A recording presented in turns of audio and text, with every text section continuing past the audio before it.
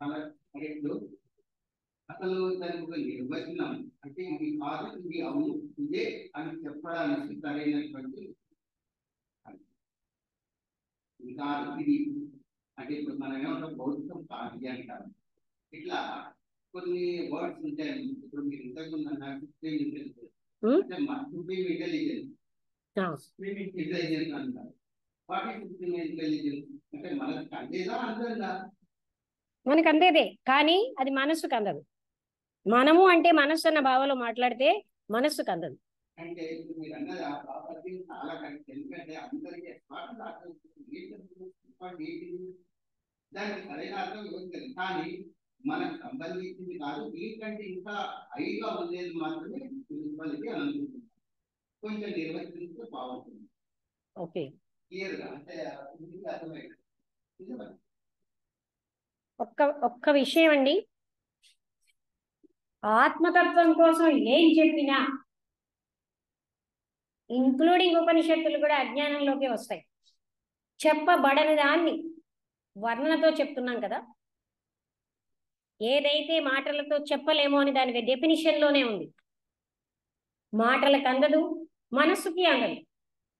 కానీ మనస్సుకు అతీతంగా కూడా మనలో ప్రజ్ఞ ఉంది, దాంతో పట్టుకోవాలి. మనస్సు ఆగినప్పుడు ఆ ప్రజ్ఞ పనిచేస్తుంది. మీరు నేను మనస్సుని అని అడిగితే మనస్సు అడుగుతోంది, మీ మనస్సు ఇప్పుడు దానికి అందదు కదా. మనస్సుకు అందే రీతిలో చెప్పడం, సముద్రాన్ని కొంచెం లిమిట్ చేసి చెప్పండి అంటే ఎలాగవుతుంది? సముద్రం హద్దులు లేని అంటే అనంత, ఆ సముద్రానికైనా ఎక్కడైనా హద్దు ఉండొచ్చు, కానీ ఆత్మతత్వం అలాంటి అది మాటలతో వర్ణించలేం. ఇది చేస్తే ఆత్మతత్వం వస్తుందని చెప్పడానికి లేదు. అన్కండిషనల్. ఏ యాక్టివిటీతో ఆత్మతత్వం పొందలేం. ధ్యానంతో పొందగలరా? అంతకంటే పొందలేరు. నిష్కామ కర్మతో కూడా మనస్సు పరిశుద్ధం అవుతుంది, కానీ ఆత్మతత్వం పొందుతారని చెప్పలే. ఏ యాక్టివిటీతోటి ఆత్మతత్వాన్ని పొందలేము అని దత్తాత్రేయుల వారి త్రిపుర రహస్యంలో క్లియర్గా చెప్తారు. ఏ పనితో ఆత్మతత్వం పొందలేము. రోజు ధ్యానం చేస్తే ఆత్మను పొందేశారా? రోజు ఈ పని చేస్తే పొందిస్తారా? కాదు. అందుకే మనకి 4వ క్లాసే చదివి జాలారి వాళ్ళ పిల్లైన అమృతానంద మహిమ అంత స్థితికి ఎలా వెళ్ళారండి? సాంగత్యం లేదు, చదువు పెద్దగా లేదు. మరి జాలారి వాళ్ళ పిల్ల కండిషన్ లేదు, అది అన్కండిషనల్. అది ఇలా ఉంటుందని వర్ణించడానికి చేసిన ప్రయత్నం అంటే అది కాదు. దాన్ని నేను చెప్పను అనమాట. చెప్పానంటే దాన్ని మరుగుజ్జు చేసినట్లే. ఎందుకంటే అది మాటలకి మనస్సుకి అందనిది. మనం ఎంతవరకు చెప్పగలం? మనస్సుకి అందేవే మనస్సు పట్టుకుంటుంది. నోన్ తెలుసున్నదే మాట్లాడగలం. తెలియని దాన్ని మనస్సు ఊహించగలదా? ఒక భూమి ఎంత ఉంటుందో చిన్నప్పుడు నేను అనుకున్నాను, ఈ భూమి ఎంత ఉంటుంది ఒకసారి ఊహిద్దాం. నాకు అందలేదు. ఒక భూమే ఊహించలేం. ఇలాంటివి కోటాను కోట్ల జగత్తులో ఒక మూలకు వస్తాయి ఆత్మతత్వాన్ని మనమేం ఊహించగలమండి?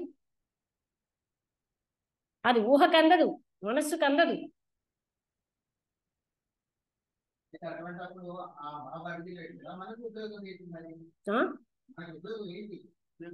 ఎవరికి ఆ ఉపయోగం? ఎవరికి ఉపయోగం? మనకంటే ఎవరికి? నాకు, నా మనస్సుకి కదా. Identified with mind. మనస్సు అడుగుతోంది నాకు ఉపయోగం ఏంటి? అందుకే నేను అన్నది మనం క్లిష్టంగా జీవిస్తున్నాం. am I my mind? నేను కాంప్లెక్స్, అంతే కదా. ఫిలాసాఫికల్ లిటరేచర్లో భౌతిక, కామమయ, అధో మానసిక లోకాల్లో ఈ మూడింటి కాంప్లెక్స్లో మనిషి ఎక్కువ కాలం జీవిస్తాడంటారు. అలాంటి వాళ్ళే ఎక్కువ కాలం కాదు, ఎక్కువ మనుషులు ఉంటారు. ఉన్నత మానసిక స్థాయి అయం నిజ పరో వేతి గణనా లఘుచేతసాం ఉదార చరితానాం తు వసుధైవ కుటుంబకం. నా వాళ్ళు, పరాయి వాళ్ళు, ఈ భేదం చిన్న మనసు వాళ్ళకే. ఉన్నత మానసిక స్థాయి వచ్చాక వసుధంతా కుటుంబమే. మనం లోయర్ మైండ్లో ఉన్నాం. విజ్ఞాన సమాజ పరంగా లోయర్ మెంటల్ నేచర్లో వీళ్ళు నా వాళ్ళు, వీళ్ళు పరాయి వాళ్ళు. ఉన్నత మానసిక స్థాయిలో వసుధైవ కుటుంబకం.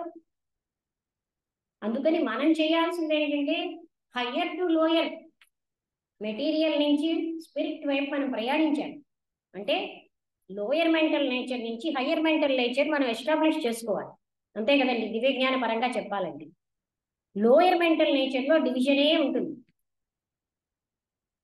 మనకి ఐడెంటిఫికేషన్ విత్ ద మైండ్ ఉంది, ఐడెంటిఫికేషన్ విత్ ద బాడీ, ఈ రెండు వదిలించుకుంటే చాలా అర్థమైపోతాయి. I am my mind, I am my body, అదే వేదంగా జీవిస్తున్నాం, అవునా కదా?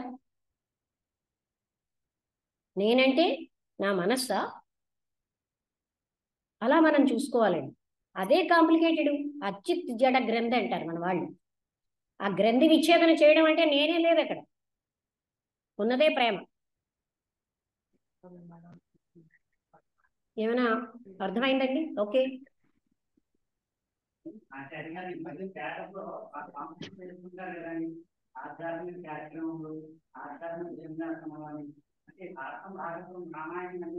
రండి.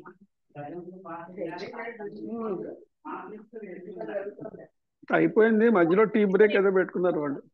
ఒక పాయింట్ నేను చెప్పనా? వ్యక్తి ఒక పదాన్ని వాడేటప్పుడు word is not the thing అంటారు కృష్ణమూర్తి గారు. పదం కాదు, పదం వెనకాల మీరు ఎలా వాడేది. నా ఆత్మకి తెలుసండి అంటారు. ఆత్మకి ఏం తెలుసు? మనస్సుకు తెలుసు అని వాడుతున్నారు కదా. వాళ్ళు ఏ అర్థంతో వాడారో మనం తెలుసుకోవాలి. ఒక పదాన్ని ఒక్కొక్కరు ఒక్కొక్క మీనింగ్లో వాడతారు. ఆ వ్యక్తి ఆ పదానికి ఎంత విలువ ఇచ్చారు అన్నది మనం తెలుసుకోవాలి.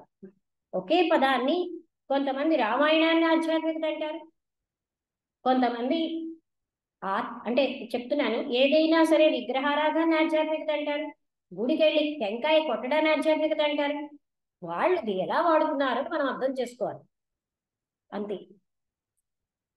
రండి.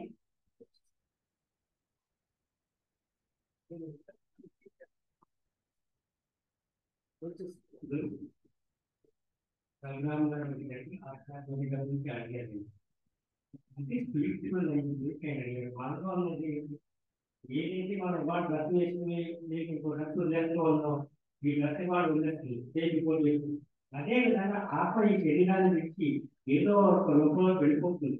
ఆత్మ మనలో వెళ్ళిపోతుంది, ఏదో ఒక రూపం వెళ్ళిపోతే ఒక రూపం దీంట్లో వెళ్ళిపోతుంది. ఆత్మ పరమాత్మ గురించి తెలుసుకోవడం అనేది ఆధ్యాత్మిక నా భావం.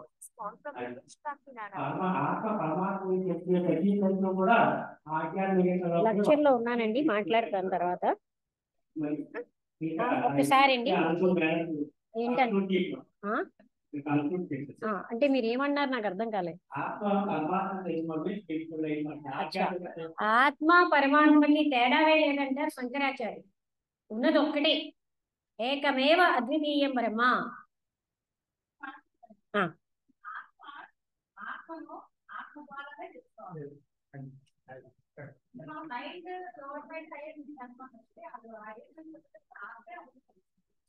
అంటే ఈ డివిజన్ కూడా అసలు లేదు, మనం పెట్టుకున్నది. ఓకే, క్లోజ్ చేద్దాం అంటున్నారు కదా. చూడండి అలా తీసుకోండి. మనం ఈ యొక్క థియోసాఫికల్ రీసెర్చ్ చాలా అద్భుతంగా మేడం మన జీవిత అనుభవాలన్నీ కూడా రంగరించి చెప్పారండి మనకి. అలాగే మరి ఈ విజ్ఞాన యొక్క సమాజం మీటింగ్ మీరు అందరూ వచ్చినవి సక్సెస్ఫుల్ గా చేశారు. అలాగే ప్రతి వాళ్ళు కూడా ప్రశ్నించి మీ యొక్క అనుమానాలన్నీ కూడా క్లియర్ చేస్తున్నారు. అలాగే ఇక నుంచి మన క్లాసులు కంటిన్యూ జరుగుతాయి సార్ కదా. మనకు ఓన్ సైట్ కూడా ఉంది ఇక్కడ, ఫోర్త్ ప్రాంగణం పక్కనే 1000 గజాల మన సైట్ ఉంది.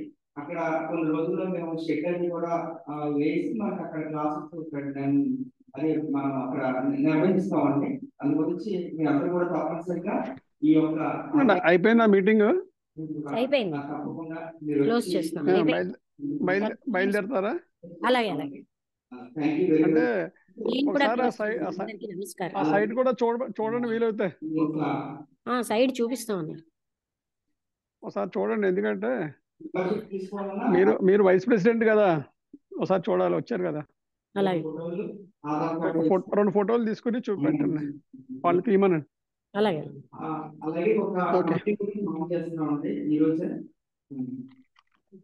క్లోజ్ చేస్తున్నానండి. మెంబర్షిప్ కి ఎటువంటి ఫీజు లేదండి, మనం ఫ్రీగానే జాయిన్ అవ్వచ్చు. కానీ ఒక 100 రూపాయలు ఒక పుస్తకం వస్తుంది, దివ్య జ్ఞాన దీపిక అని చెప్పి, అది ఎవరి మంత్ వస్తుంది. దానికి మాత్రం సబ్స్క్రిప్షన్ కట్టాలి.